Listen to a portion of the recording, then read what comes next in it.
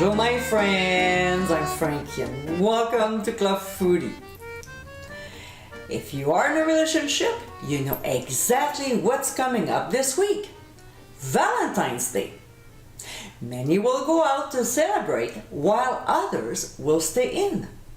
David and I prefer staying in and enjoying each other's company by cooking a fancy meal, having a nice bottle of wine, and making a lovely dessert. In today's episode, I'll show you how to make my Caribbean Rum Mousse. This is absolutely delightful. It has a rich flavor with a subtle rum taste in the background.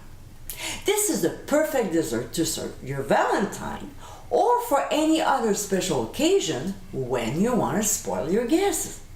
So my friends, let's get cooking.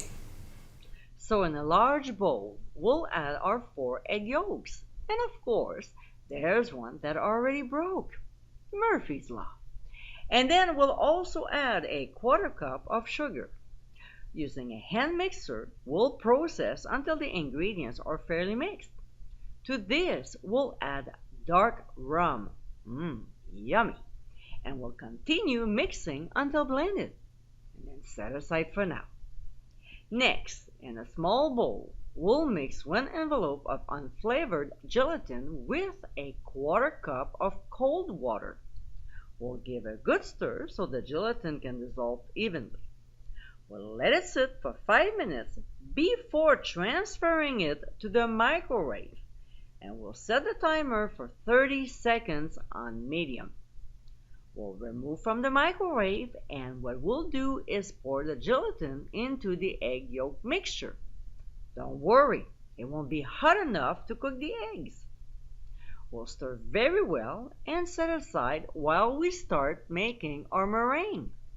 Now, in a mixing bowl, we'll add the egg whites, and on high speed, we'll process until the eggs turn like this, nice and fluffy. We'll gradually add the remaining sugar, mixing between each addition, and then set aside. Next step is adding the whipped cream to the egg yolk mixture. I didn't show you how to make the perfect whipped cream. Therefore, I highly suggest you watch the video by clicking on the top right corner of your screen. Just a quick note though. I add to the whipped cream 1/2 tablespoon of powdered sugar and 1 teaspoon of pure vanilla extract.